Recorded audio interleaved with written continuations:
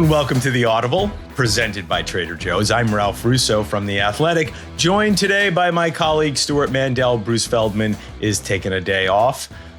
Don't forget, every episode of the show is available on YouTube. Find us at Audible Show.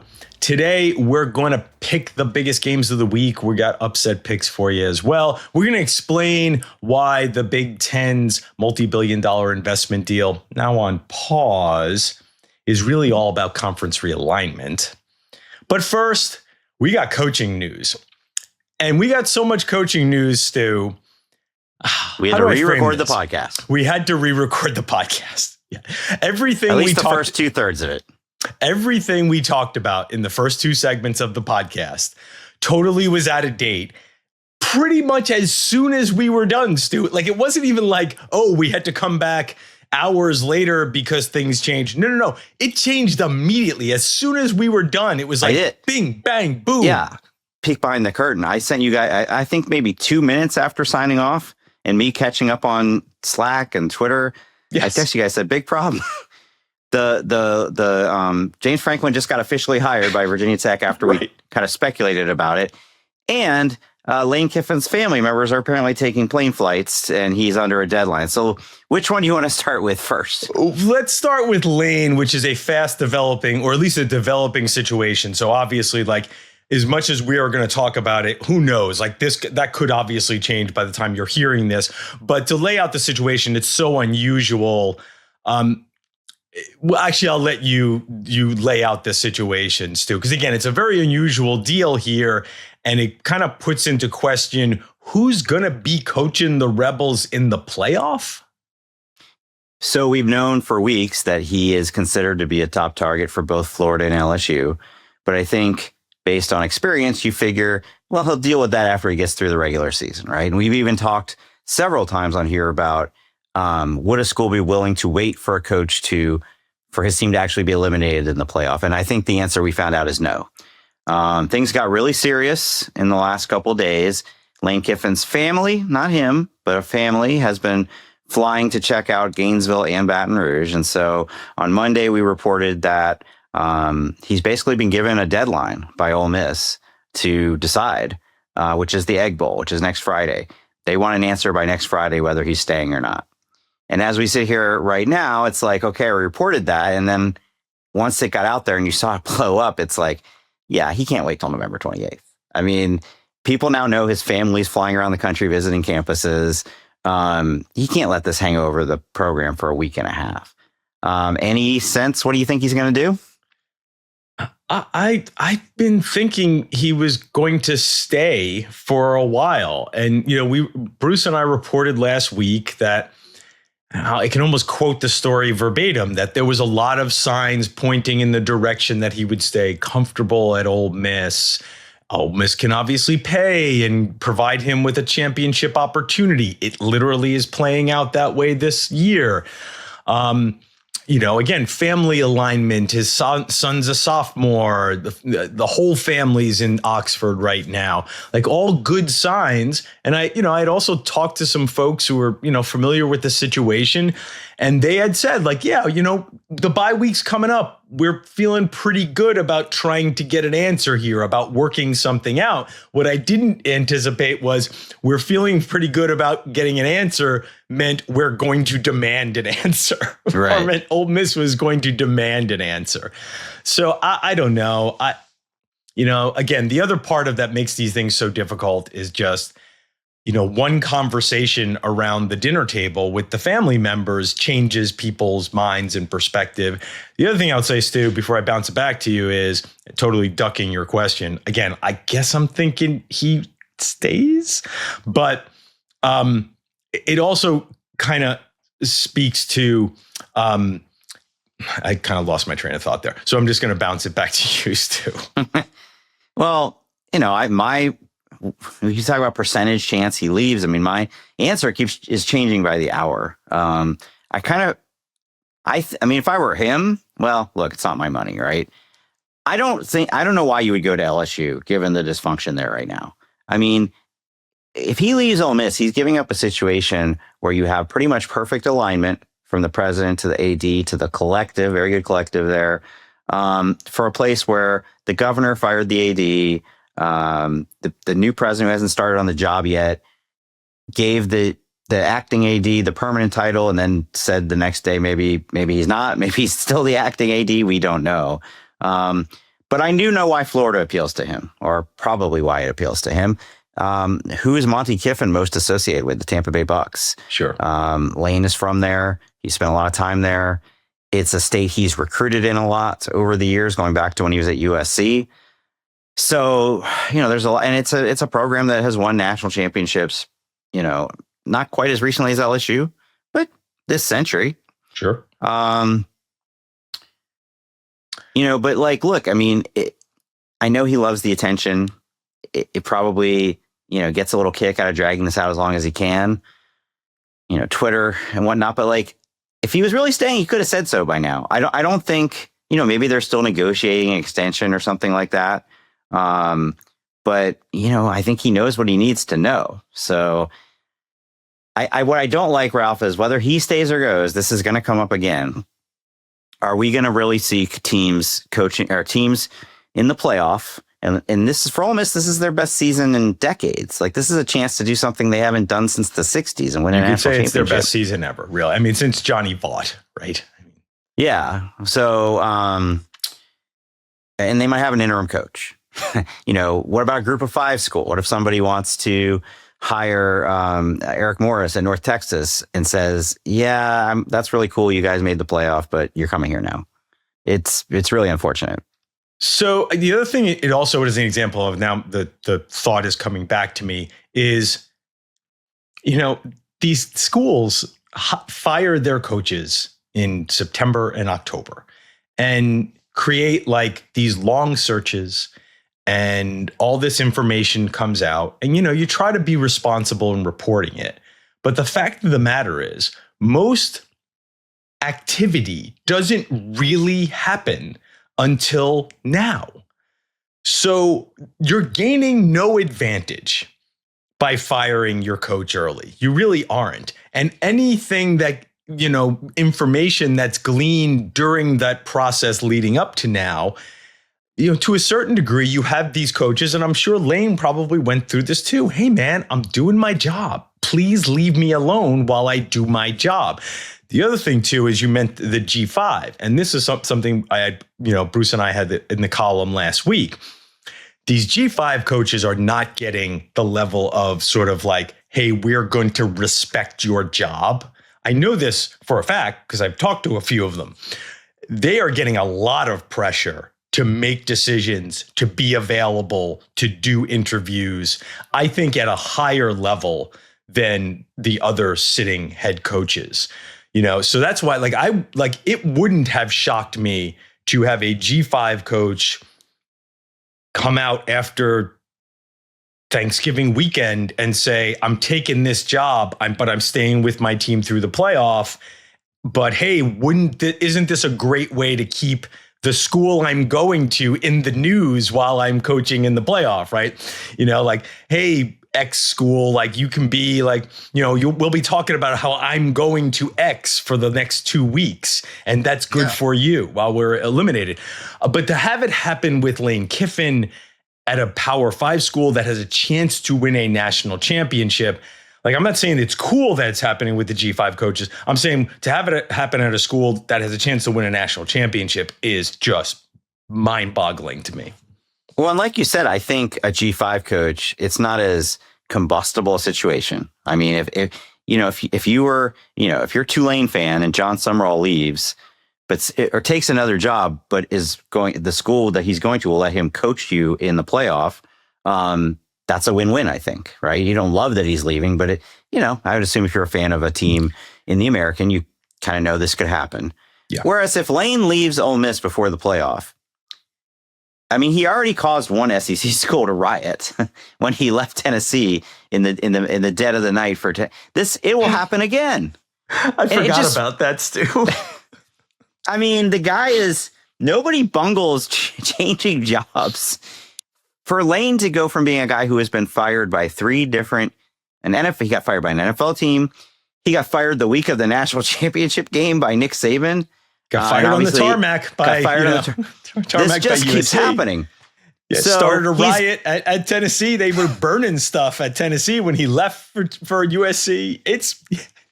So he's managed to completely flip the narrative of his career to go from the punching bag to the most coveted coach on the whole coaching carousel.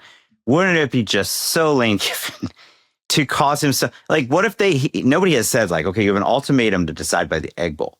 What happens if he hasn't decided by the Egg Bowl? Are they going to fire him? And if so, this will be another time he's gotten fired.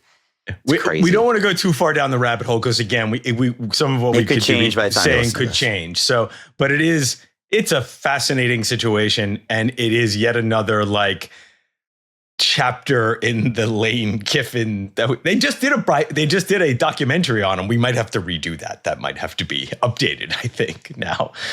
All right. So the other thing that happened that we talked about and then actually happened, we talked about it possibly happening and then it happened, was James Franklin and the Virginia Tech and James Franklin marriage has been made official, consummated. I want that. Is that inappropriate to say? It's been consummated. James Franklin is now the head coach of Virginia Tech. There's a school that did benefit by firing their coach early. They already have their new coach. With 2 weeks left in the regular season, but obviously could only really do that because the coach they hired is unemployed. Yeah, I think it shows like there is a way here to be like super aggressive. Hey, like there was no doubt Franklin was surveying the landscape, right? I am no doubt that he checked in on, hey, what is my status at Florida? What is my status at what Arkansas. Is the stat? Yeah, what is my status at Arkansas? What is the status of Florida State? Is there a possibility that may? There is something to be said, though, for just like for going to the person that wants you the most, right? Like they were willing to make a deal. They really wanted him. I think that Virginia Tech fans will really appreciate him on a level that I'm not sure some other fan bases would, who tend to believe nothing is good enough for them. So I don't know, Stu, what did you think about this combination of James Franklin and Virginia Tech? And you're the one who grades. I might make you do a spot grade here. So you want to grade the hire? That. Okay. It's a good hire. It's a good hire for both sides because of what you just said. He got fired from Penn State at the end of the day because he couldn't take them from the cusp of national championship contention to national championship contention. He just kept losing those top 5, top 10 games. And that's not the situation you're walking into at Virginia Tech. Proud program, great history, actually did reach a national championship game under Frank Beamer a long time ago. But that's not the expectation right now. They've been mediocre to bad for about a decade, and they just want to be respectable again. And I think he can do that. And I think you're right. I think he'll be appreciated if he does that. I would be curious to know, like you said, he was probably surveying the landscape, if he had any reason to believe he might get interest or potential offer from the two I would mention are Arkansas and Auburn. Because while you might say, oh, those aren't really all that different from Virginia Tech, well, they are because they're in the SEC. And so he's going to a place at Virginia Tech where, on the one hand, what's always stood out to me about Virginia Tech in the ACC is that they're one of the few football schools in the ACC, right? Mm-hmm. Most of the ACC cares more about basketball. Not at Florida State, not at Clemson, not at Miami, not at Virginia Tech. So that you got that going for you. Rockin' fan base, Enter Sandman, all that stuff. And that gives you a chance to compete for the ACC championship. The problem is if you don't win the ACC championship, you're probably not going to go to the playoff in this new landscape, right? It's looking like it's 1, at most 2 bids a year for the ACC, whereas at the SEC, they might get 5 this year. And while Arkansas is not necessarily going to be one of the regular 5, they can do it. Auburn can do it. Auburn's won national championships. So now it may be that they were going to wait on other people first, right? And you get antsy and you go to Virginia Tech. But all in all, I think it's a good hire for both. What do you think? I agree. Yeah, I thought, Grace Rayner, our athletic colleague, she willed it into existence. She did. She wrote it very early that this was the way Virginia Tech should go, and it would be great. It was clearly the way the best path forward. They couldn't get a more accomplished coach. And as you said, like, that's a program builder, a good recruiter. Like the problems at Penn State were never, the culture isn't right. They were never, the foundation is poor. The organization is poorly run. Even after he was fired, Bruce and I kind of do these autopsy stories. Bruce is the best at them. And I was, privileged to work with him on a couple of them. And the Penn State one was very different from the LSU one, right? Like there weren't people lining up to tell us how James Franklin's program was dysfunctional, or James Franklin had these serious flaws in the way he was doing the job. I think it was a 12-year marriage that had run its course for the most part. And at a certain point, like they both were looking at each other like, hey man, now I do think that, again, we had mentioned this, there was some fragility in Penn State this year because the expectations were so high. I think those expectations became a bit of a burden for Franklin and the team, and it didn't work out. But I think like just having like real high level competency at a place like Virginia Tech, while Clemson is in a bit of a disarray. I don't know what that Clemson roster is going to look like next year, by the way. Like, remember, this team is struggling this year with like 5 first-round draft pick type players. And a coach who's not necessarily, loving the idea of going out and replacing them in the portal. Meanwhile, Florida State's a mess. Yeah. Is a bit of a mess. Like, are they going to fire their coach? If they do, what does that mean? So if I'm James Franklin and I'm looking at the landscape of the ACC and people ask me, well, let's say if he even was thinking, should I go to Florida State? Because Florida State's a better job. If I'm James Franklin, who is a supremely confident person who's done his job very well over the last few years, I might think whatever job I go to in the ACC is the best ACC job, right? I am raising the ceiling of this place. And Virginia Tech has competed in the ACC before. So yeah, I think it's a good marriage. Can I throw one more little nugget out there? I know for a fact that there was contact between Auburn and James Franklin. Here's what I don't know for a fact, because this is also stuff that it kind of like depends on who you ask. And nobody wants to be the person who either was turned down in situations like this. So it's hard to know if Auburn wasn't interested, if Franklin wasn't interested in Auburn wasn't interested in Franklin. It's hard to get straight answers on that when you talk to people in the business. But I do know that there was at least like a checking in there. And while I do think like most coaches are going to want, if they can get to the SEC or the Big Ten instead of the ACC or Big 12, they're going to want to do that. There are exceptions. And, if let's say Auburn was interested, I could see him saying, well, I could go there and always play second fiddle to Alabama in my state. Or I could go to Virginia Tech. Yes, Virginia is our rival, but not like an intimidating rival, right? So, there's that going for him too. The other thing too, Stu, is and then we'll cut the break, is the idea that, again, whether it's Franklin or any of these other coaches, at a certain point, it's like, this school wants me. And if Auburn says, hey, we'll check back with you in a week and a half, we need to talk to 5 other guys. It's like, okay, wait a second now. What are we doing here? So I always feel like there's a level of that comes into play with these coaching searches, whether it's James Franklin or any coach. It's like, hey man, this school that really is going after me hard. At some point, I gotta maybe that they're signaling to me what I should do. We're going to take a quick break. When we come back, we're going to talk about conference realignment. Really, stay tuned. Okay, we're back. And now we're going to move to another story that changed on a dime today.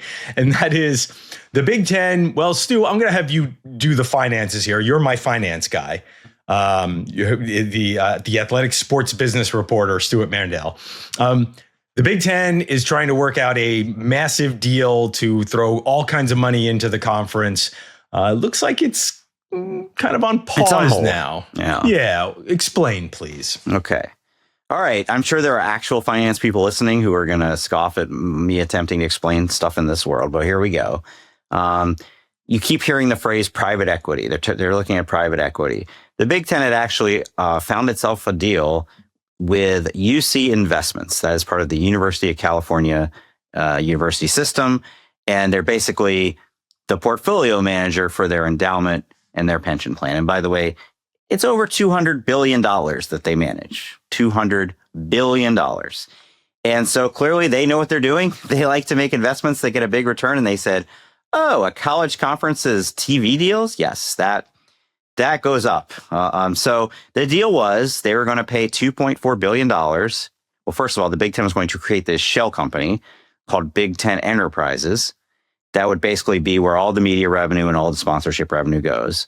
And UC Investments would take a 10% stake in that. And so when they go to cut the checks, right, from Fox, from CBS, from NBC at the end of the year, before the 18 schools get their piece, UC Investments would get their 10%. Obviously, it was controversial. And I think Tony Petit, to his credit, was able to get most of his members on board. But there were two holdouts, Michigan and USC.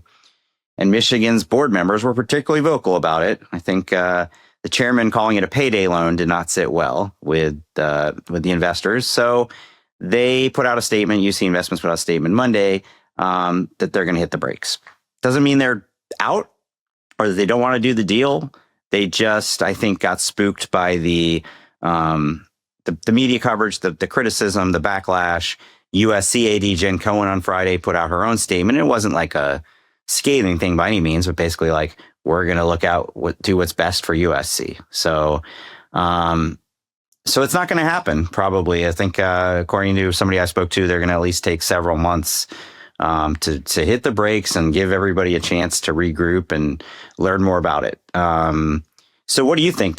What is it? If you're the fan at home saying like, well, why should I care about this? How does this affect me? Take it away, Ralph.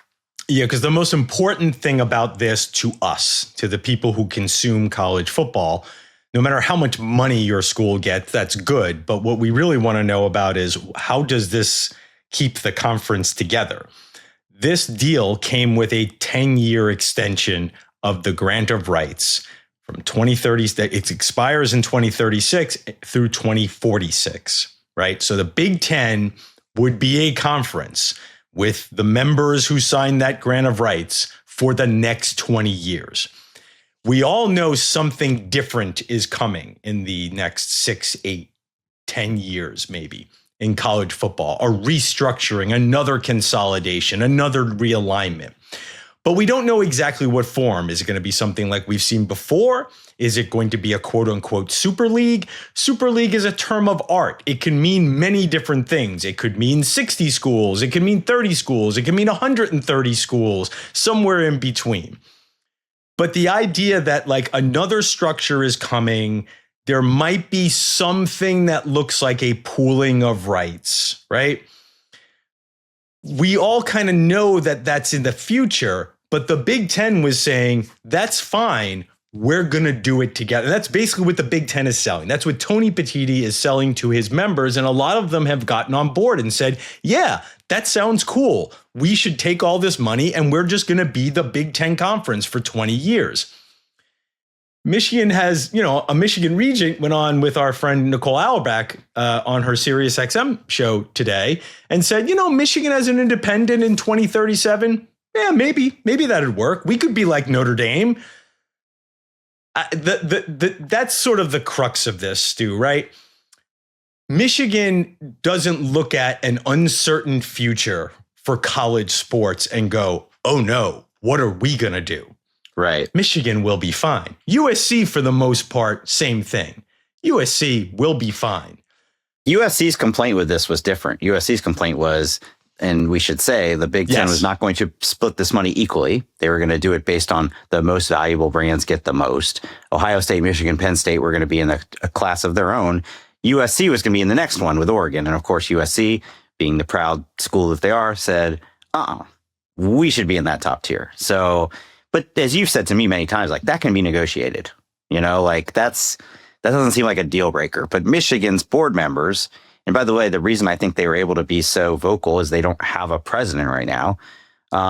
We're just against the concept entirely of selling off, one of your assets. So But yeah, Right. I mean, to your point, I think the reason this was so appealing to so many members, because I know from the comments on our stories, like the public overwhelmingly doesn't want them to do this deal. Don't get in bed with those people, blah, blah, blah. But like, if you're Northwestern, Purdue, Illinois, Minnesota, Rutgers, Maryland, list goes on, you're saying, well, yeah, I might cost myself some money down the road, but I get to attach myself to Ohio State, Michigan for 20 years. Sign me up. Like, because they're the ones most at risk if we go like super league, right? As you said, there's many different versions of that, but the one where it's like the top 28 brands go off and start their own Premier League, those are the schools that get left behind. So now they know they would have certainty that whatever Ohio State, Michigan do next, we're coming with them. Yeah. And I would add too, like, I don't know if I think there has been an effort to cast the Big Ten and the SEC as villains, right? We saw that with the SCORE Act, right? Cody Campbell talking about how the SCORE Act was bad because it advantaged the SEC and the Big Ten, and they're getting to be too powerful. They're becoming bullies, and they're just like, and well, they are. I mean, let's be honest. There's a modicum of truth with this. Yeah. There's elements of truth in that. I mean, they've sort of taken over. They've hijacked the CFP, and they get more revenue and they get more power. So they're easy to paint as the bullies here and as the villains here. And I do think that there are, so it's been easy to do that. So I think others have sort of pushed that narrative about other things. And I think it's being pushed as a bit of a narrative here that the Big Ten is trying to sort of control everything. I do think, though, there is, sort of building upon what you're saying, if you're a college football fan and you kind of like college football to stop changing so much, that maybe this is actually better, knowing that there's a Big Ten and there still will be an SEC and there will still be these other conferences, as opposed to, I don't know, some private equity group buying it all, right? And running all of college football and breaking things into divisions. And so I don't know, like, I see both sides of it, this idea that, well, if we don't stop the Big Ten and the SEC, they'll just bully their way through everything and they'll break up everything and just mash it up. But I also understand that, like, there's a lot of other people simply motivated to grab that next wave of money that flows through and want to be attached to creating the next thing in college football. So I don't know if there are necessarily heroes and villains here. But I think that there's a modicum of like rooting for stability to have the Big Ten go through with this. It would seem like that might actually ease the waters if you're not looking for more realignment. All I know is somebody's going to take the plunge at some point with private, whether it's private equity, whether it's a pension fund, whatever, some sort of outside partner, because, it's interesting to me that you talk about villains, right? You just mentioned the words private equity around college sports, and it's like, oh my God, and there's reasons for that. I get it, but totally, it's commonplace in pro sports. You name the major NBA, Major League Baseball, Premier League franchise, many of them now have at least some sort of private equity partner and an investor, right? A minority investor, and they're not running the world, right? They're making money off that pro franchise. And that's basically what the Big Ten was proposing here. But Florida State looked into it. Clemson looked into it. I mean, Brett Yormark would have done it a year ago if he could. And they just, the schools and his conference were not ready for it. It seems like most of the schools in the Big Ten were ready for it, but 2 aren't. And, that's going to be a challenge to get 18 schools. Some of them are public, some of them are private. Blue State, Red State, West Coast, Midway, you name it. They're very different, and they're all supposed to align around this one idea. So, very different priorities in the Big Ten these days. Yeah. Yep. Okay, we'll take another quick break, and we come back. I promise we're going to talk about actual football games this weekend. All right, Ralph, it's time to pick some games. You and I struggled last week. We both went 1-3 against the spread, though you hit your upset pick of Arizona over Cincinnati. Good for you on that.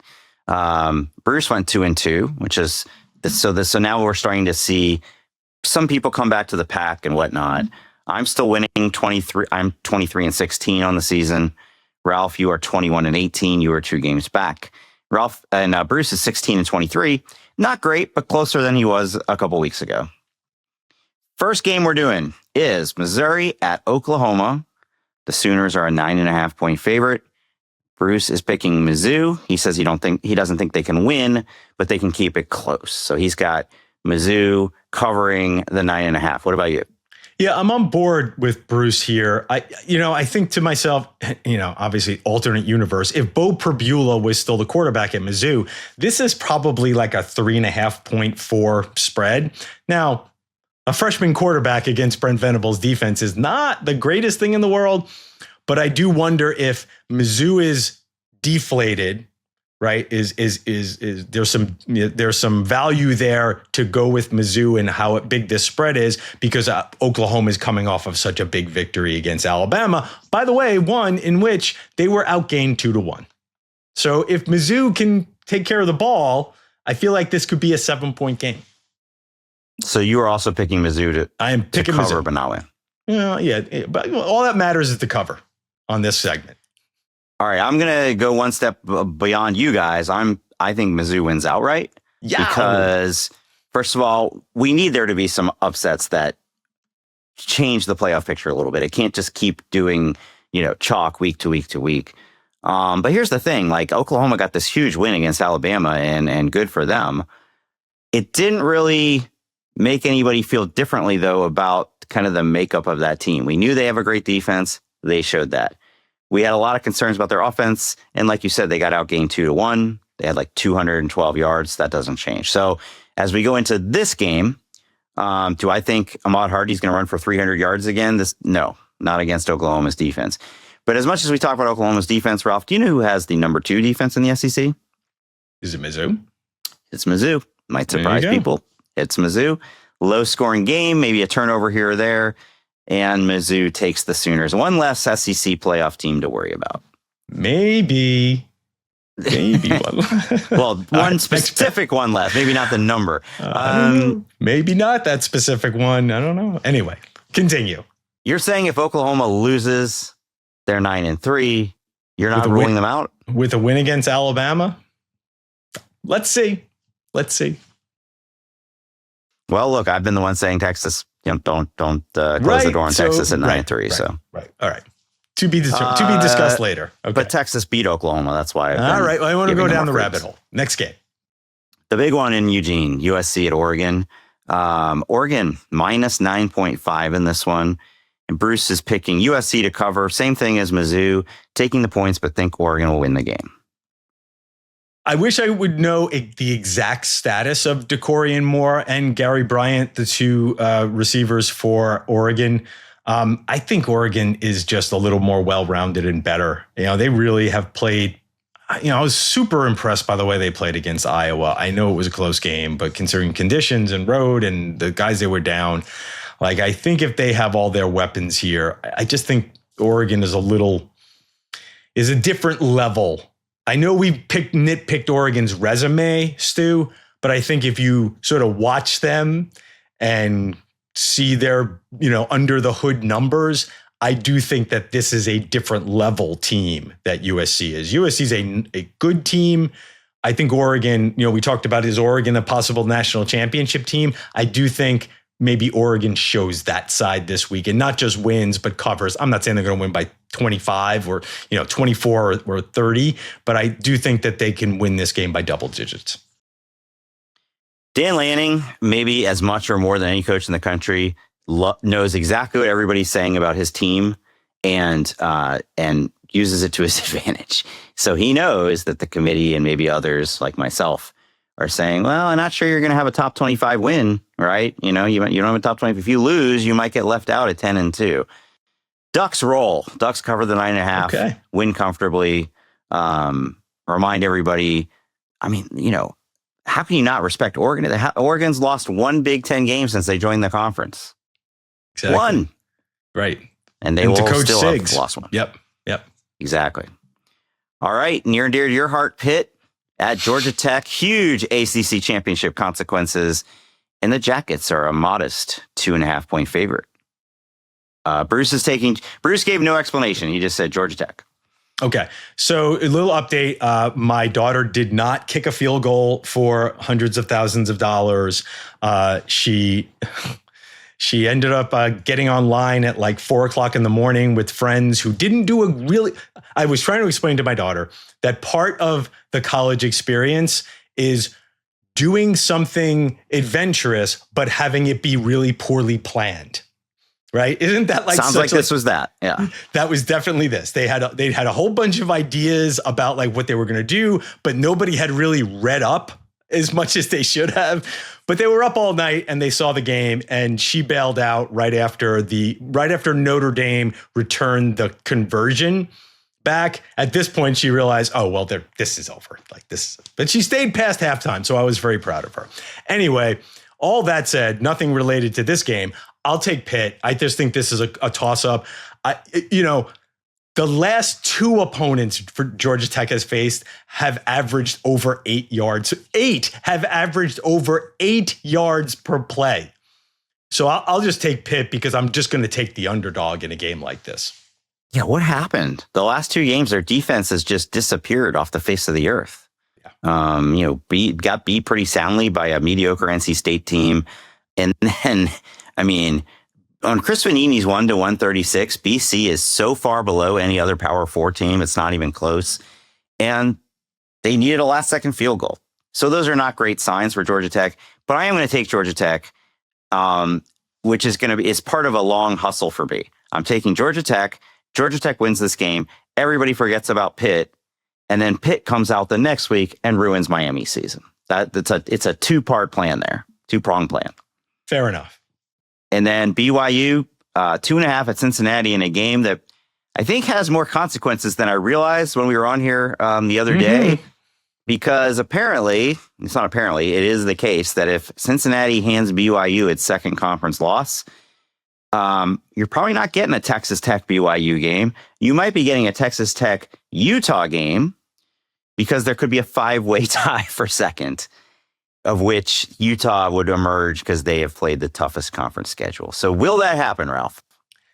I don't think so. I'll take BYU here to just take care of business. And as fun as it sounds to have all that chaos in the Big 12, I think it would also be neat to see BYU get through. I think it would also be very interesting playoff conversations at how that plays out with the Big 12 championship game if we have a BYU Texas Tech. So I'll take BYU and I'll also take them to cover. I think it's a relatively small spread. But so the funny thing, Stuart, I find myself, I kind of stole this from one of our podcasting colleagues out there. It just seems like BYU and Utah are just able to bully everybody else in the Big 12, except for maybe Texas Tech. It's almost like the rest of the Big 12 needs to lift more weights, like an extra leg day they need to get in, because it just seems like they just out physical the rest of the Big 12 teams. And I suspect this could happen to Cincinnati, even though Cincinnati's honestly, their offensive and defensive lines have improved a lot this year. The Utah Baylor game the other night, if you go and watch the YouTube key plays, which I like to do to kind of like, if I didn't see much of the game, it's just one massive hole after another that a running back or a quarterback goes through and runs for 75 yards. Like they just physically mauled them. And that was BYU TCU too, by the way. BYU TCU was very much a mugging in plain sight. Yes. Yeah, you're right. Both of those games are like that. So I'm taking BYU. Although I would love the chaos. I think Cincinnati's come back to earth quite a bit in the last two games. And Bruce has BYU too, which is unfortunate because I think what that means is we may have only differed on one game the entire time. He had Mizzou. No, we all had Mizzou covering. He has USC covering. We both have Oregon. So I think the only game where we differed was him taking USC to cover. Okay. So the standings will look much the same next week. Yeah, sorry, folks. That's not that exciting. Let's get to upsets. Bruce's is Kansas over Iowa State. Iowa State is a 4.5-point favorite in that one. Those are two teams I feel like I lost track of 3 weeks ago at this point as they faded from the picture. But I could see that. What do you have? Yeah, Iowa State's still hanging on to have a pretty good season. Just a lot of injuries there. Yeah, just totally Bruce's MO, like a 4-point favorite. though I'm not going to be that much better on this one. I usually like to be in that 7-point range. Stu, I'm coming right after you here. This is going right to your heart. I'm taking Minnesota. Last we looked on our friends at BetMGM, they were a 5.5-point underdog at Northwestern.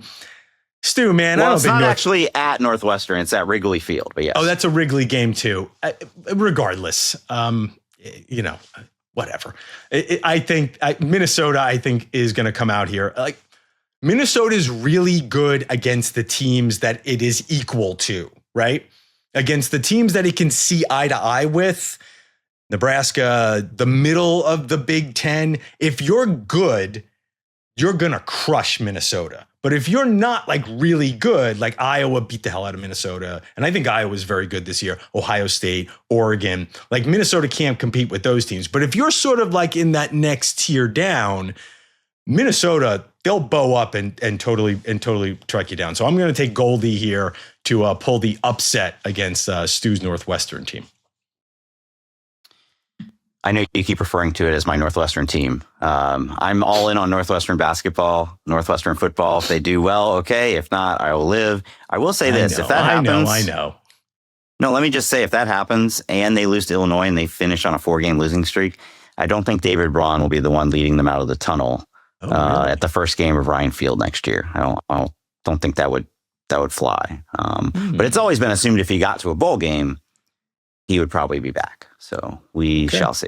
Noted. Okay, my upset. Florida State is going to NC State. NC State is a 4.5-point dog at home. They got absolutely destroyed by Miami this past weekend, but the game before that, they were at home and put up 48 on Georgia Tech. Also, Florida State has played 3 road games, and guess what their record is in those 3 road games? Not great. 0-3. Including that loss at Stanford. So the Wolfpack are my upset pick. Nothing says ACC football like going to Raleigh on a Friday night and getting your ass fired. Just jeez. Well, but then he could come back and beat Florida the next week, and I don't know if he'll get fired then. But maybe I don't know. Oh man, I hate that you even wish this into existence. When people say, "What do sports writers root for?" And we root for the chaos. Good stories. And we do. No, we root for some chaos, but we root for the good stories. We generally root for coaches not to get fired because it just makes life so much harder when they do. Like, it's not necessarily like you're rooting for the coach. You're just rooting for the not fired. Right? Every other job that opens up, and especially the big jobs, it just becomes more and more of a headache, and especially because so many of these coaching searches just go off the rails. So it's not like I'm rooting for Mike Norvell because I think he's the greatest guy. He's a good guy. I think Mike is a pretty good coach. But it's just like, I just want fewer firings. Damn it. For the last month of the season, we have enough. We have enough openings. I would prefer a few less. So I hate that you wished into existence another loss for Florida State. I think they can still turn around and beat Florida. We'll see. I mean, Matt, that would be very Mike Norvell, or very, very, I don't know if it's specific to him, but imagine if you told me before the season that Florida State would beat Alabama and Florida, but win 2 ACC games. Or is it 3 at this point? Lost track. Awesome. By the way, it's very selfless of you because nothing brings up the page views than coaching carousel stuff.